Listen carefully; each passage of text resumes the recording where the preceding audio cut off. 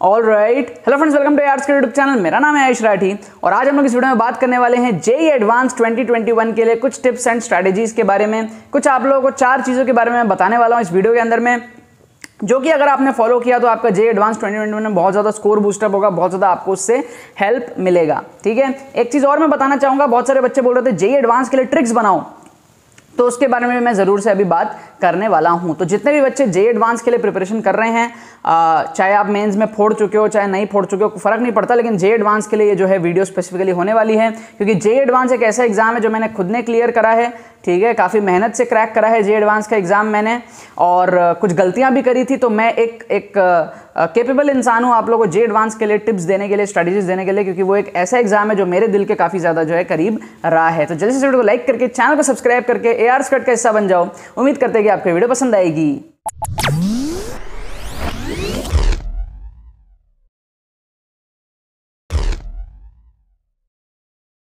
तो यार बात करते हैं जेईई एडवांस के बारे में। सबसे पहले तो जो ट्रिक्स वाला चीज है, बहुत सारे बच्चे बोले थे सर जेईई एडवांस के लिए ट्रिक्स बनाइए। तो क्या जेईई एडवांस में एग्जाम में ट्रिक्स लगते हैं? हाँ, जेईई एडवांस के एग्जाम्स में ट्रिक्स लगते हैं, लेकिन ज्यादा नहीं लगते।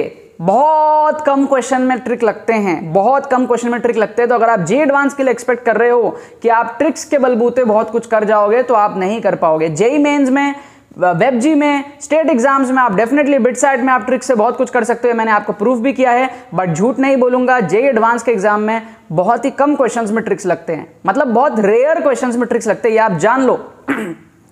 वीडियो में बना दूंगा लेकिन ज्यादा नहीं बना पाऊंगा, क्योंकि जबरदस्ती कहां से ट्रिक्स लगाऊं, लगेंगे ही नहीं भाई। वो क्वेश्चन ही ऐसे बनते हैं कि ट्रिक्स ना लग पाए, समझ रहे हो। बहुत ही कुछ अगर लूप होल वगैरह अगर खोज लिए तो 2 ऑप्शन 3 ऑप्शन कभी कभी एलिमिनेट कर सकते हैं। ठीक है, so make it very clear, don't depend on tricks for the JEE advanced, only depend on tricks for JEE main।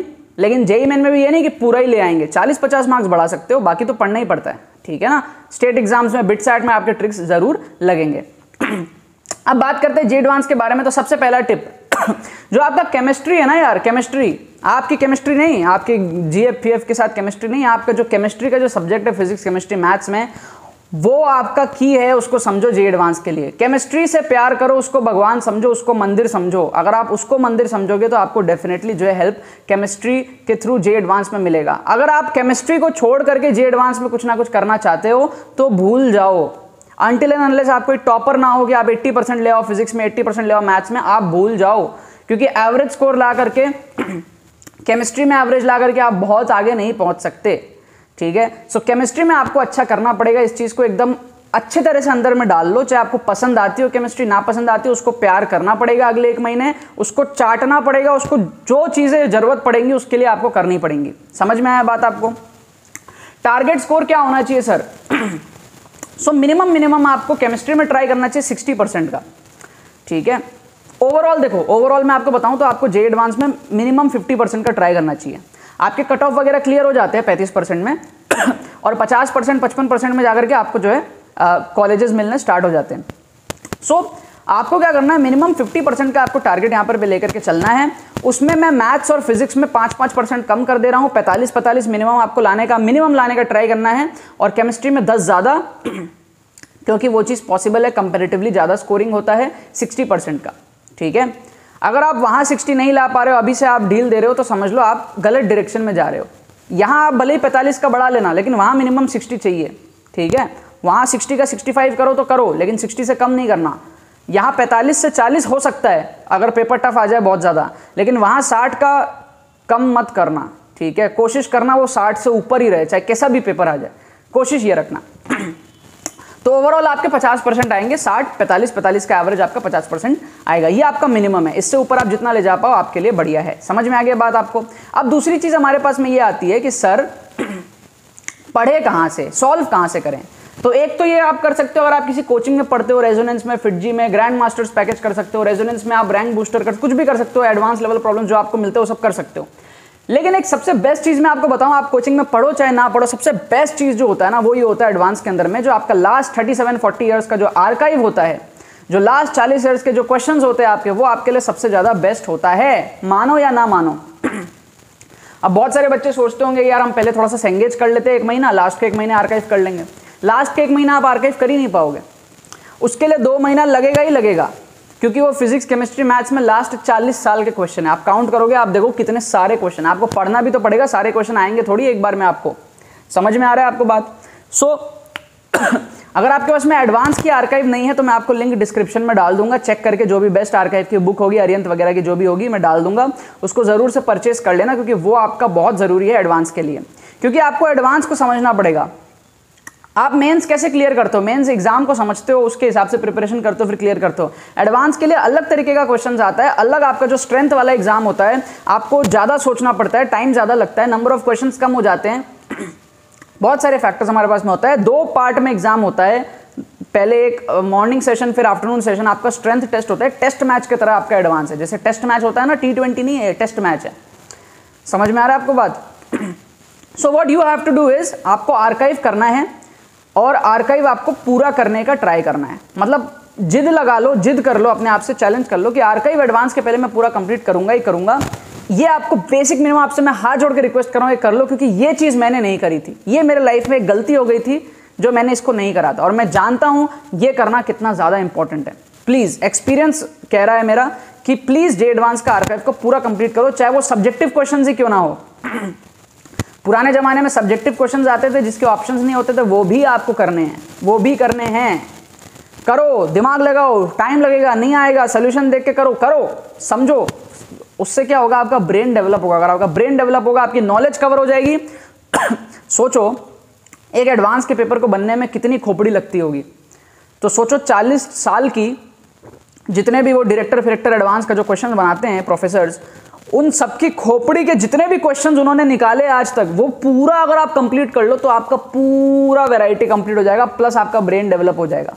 फिर जब वो नए खोपड़ी के साथ में नए क्वेश्चंस आएंगे तो आप उसको करने के केपेबल बनोगे। समझ में आ रहा है? बुक्स वगैरह से भी आप कर सकते हो, लेकिन प्रॉब्लम ये है कि डायरेक्ट उसी से कर लो ना जो क्वेश्चन डायरेक्टली आए हैं।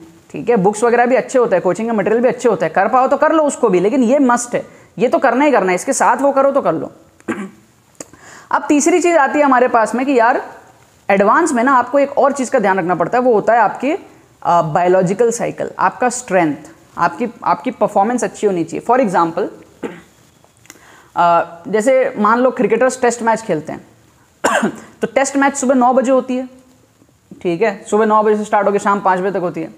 क्या टेस्ट मैच की प्रैक्टिस है ना, वो दूसरे कपड़े में करेंगे, ब्लैक कपड़ा पहन के टेस्ट मैच की प्रैक्टिस करेंगे, या फिर कोई प्रैक्टिस मैच चल रहा है टेस्ट मैच का, तो वो क्या वो ब्लैक कपड़े पहन के खेलेंगे, या फिर क्या वो अलग टाइम पे खेलेंगे?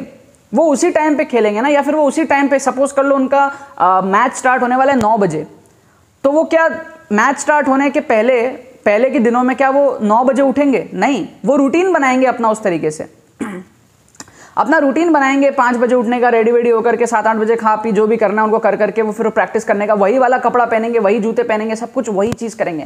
उस चीज़ को आपको आदत बनानी पड़ती है। फॉर एग्जाम्पल जो बॉल से वो खेलेंगे, तो क्या वो बॉल जो है अलग बॉल होगी प्रैक्टिस में और वहाँ पर अलग बॉल होगी? नहीं, सेम बॉल होगी। तो यही चीज़ मैं आपको समझाना चाह रहा हूँ कि आपको अगर एग्जाम आपका जो भी टाइमिंग का है, जे एडवांस एक होता है सुबह 9 से 12, फिर 2 से 5 इस तरीके से होता है। सो उसी टाइम पे आपको मॉक टेस्ट देना है घर पे, उस टाइम पे आपको टेबल पे बैठना है, आपको लेटना नहीं है, ये सब कुछ नहीं करना है आपको। आपके शरीर में बहुत पेन आएगा, पता है, बहुत पेन आएगा। आप घर में करके देखो, किसी दिन 2 बजे से लेकर 5 बजे तक आप डिसाइड करो कि मैं लेटूंगा नहीं, 3 घंटे आपसे बैठा नहीं जाएगा, क्योंकि आपकी आदत जो है लॉकडाउन में इतनी बिगड़ चुकी है कि आप लेट करके पढ़ते हो, ये करते हो, वो करते हो, सब करते हो।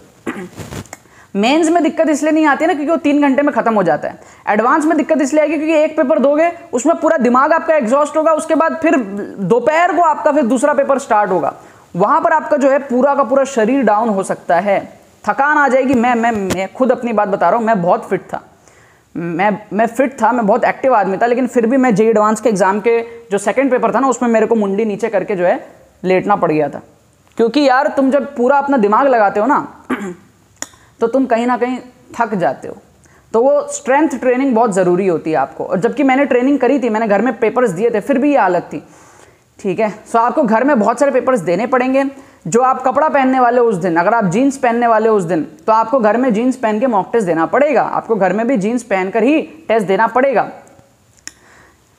ये सब चीज़ें आपको जो है ध्यान में रखनी है बहुत ज़्यादा, अगर आप एग्जाम टेम्परमेंट के लिए जो है रेडी होना चाहते हो तो। क्योंकि अगर आपका ये सारी चीज़ें बिगड़ गई ना, तो आप कितना भी कर लो, आप इन सारी चीज़ों की वजह से एग्जाम गड़बड़ कर दोगे। ठीक है, सच बता रहा हूँ, बहुत सारे बच्चे इसके वजह से गड़बड़ कर देते हैं। तो आपको क्या करना है, एकदम उस टेम्परामेंट के लिए रेडी हो जाना है। अब चौथी चीज़ मैं आपको बता रहा हूँ वो ये है कि आपको पढ़ना कैसे, कि सर पढ़ें कैसे, चीज़ें जो आती नहीं है उसको कैसे करें। तो एडवांस की खास बात ये है कि जब आप प्रीवियस ईयर क्वेश्चंस को देखोगे, फॉर एग्जाम्पल आप एक वो वाला चैप्टर खोल लेना, बोरॉन वाला चैप्टर, बोरैक्स वगैरह जो आपके टॉपिक्स आते हैं इनऑर्गेनिक के अंदर में, पी ब्लॉक वगैरह के अंदर में, तो आप देखोगे ना बोरैक्स पे क्वेश्चन आपके बहुत बार आ रखे हैं। ठीक है, बहुत सारे एसिड होते हैं, ऑर्थोबोरिक एसिड, ये सारी चीज़ें, इस पर आप देखोगे आपको क्वेश्चंस दिखेंगे, इस साल भी आया है, इस साल भी आया, इस साल भी आया है। तो जब आप प्रीवियस ईयर को देखोगे ना तो आपको एक आइडिया लगेगा कि यार जे एडवांस का दिमाग क्या करता है, वो बोरैक्स के बारे में उनके दिमाग से क्वेश्चंस निकलते हैं। इसका मतलब क्या करना है, फटाक से एनसीईआरटी में जाना है, बोरैक्स की पूरी थ्योरी चार्ट लेनी है, या फिर कोई भी फटाक से यूट्यूब वीडियो देखना है कोई अच्छे टीचर की, बोरैक्स की पूरी चीज़ें चार्ट लेनी है, या फिर अपना कोई कोचिंग मटेरियल है, बोरैक्स की पूरी चीज़ें चार्ट लो। और जब आप पूरी चीज़ें चार्ट लोगे आधे घंटे में, उसके बाद में जाओ उन 3-4 बोरैक्स के क्वेश्चंस को आप पट पट उड़ाओगे, देख लेना, फट करोगे आप। एक तरीका है कि आप पूरा पी ब्लॉक पढ़ो, पूरा सारी चीज़ें पढ़ो और फिर जाओ क्वेश्चंस में, that will be a boring and a lengthy process, आपके पास में टाइम की थोड़ी कमी है। दूसरा तरीका ये होगा कि जे एडवांस का दिमाग को पढ़ो कि उसके दिमाग से क्या क्या क्वेश्चंस निकल रहा है पिछले सालों में, पिछले 40 सालों में। आपको दिखेगा हाँ ये चीज़ों पर दिमाग उनका क्वेश्चंस दे रहा है, इसका मतलब ये चीज़ें इंपॉर्टेंट है, उसको जा करके पढ़ लो। अब बहुत सारे बच्चे बोलेंगे सर क्वेश्चन रिपीट थोड़ी होता है, क्वेश्चन रिपीट नहीं होता, लेकिन टॉपिक तो रिपीट होता है। अगर एक बोरैक्स है तो उस बोरैक्स पे क्वेश्चन पहले भी आया हुआ है, इस साल भी आ सकता है, राइट। तो इस तरीके से इंपॉर्टेंट टॉपिक्स का आपको पता चलता है। तो इस तरीके से आपको रिवर्स जाकर के चीज़ों को पढ़ना है। आप देखोगे आपको वहां पर क्वेश्चंस देखने हैं आपको प्रीवियस ईयर में, जो आपको दिख रहा है कि यार इस टाइप के क्वेश्चन बार बार आ रहे हैं, मेरे को ये नहीं आता, वो टॉपिक आकर के आधे घंटे के अंदर में पढ़ लेनी है, फिर जाकर के वो सारे क्वेश्चंस को आपको सॉल्व कर लेना है। फिर अगर दिक्कत आती है थोड़ा सॉल्यूशंस देख लेना है। इस तरीके से आपको चीज़ें करनी है। अगर आप पूरा कवर अप कर लेते हो आर्काइव को इस तरीके से पढ़ के, आपका थ्योरी भी कवर अप हो जाएगा मस्ती मस्ती में, एंजॉयमेंट भी आएगा। And please enjoy this phase, क्योंकि जे एडवांस जो है आप याद करोगे पूरे टाइम जे एडवांस के प्रिपरेशन को, आपको मजा आ जाएगा। वन ऑफ द टफ तो नहीं बोलूंगा क्योंकि फिर आप लोग थोड़ा सा नर्वस हो जाओगे, but one of the most competitive exam जो है वो जे एडवांस है और आपको बहुत ज़्यादा मजा आएगा इसकी प्रिपरेशन में। तो इस तरीके से अच्छे से प्रिपरेशन करो। 2 महीने की स्ट्रैटेजी मैंने आप लोगों को दे दी है और मेरे को कमेंट्स में बताओ आप लोग और क्या वीडियोस आप लोगों को चाहिए एडवांस रिलेटेड। मैं कोशिश करूंगा आप लोग को और भी ज़्यादा वीडियोस देने का। बाकी तो बस यही बात है, आपको इस वीडियो से कुछ भी हेल्प मिले तो लाइक करना मत भूलना और शेयर करना मत भूलना बाकी सारे फ्रेंड्स के साथ में, ताकि वो भी इस प्लेटफॉर्म का मजा उठा सके। बाकी तो बहुत बहुत धन्यवाद इस वीडियो को देखने के लिए, बने रहिए यार।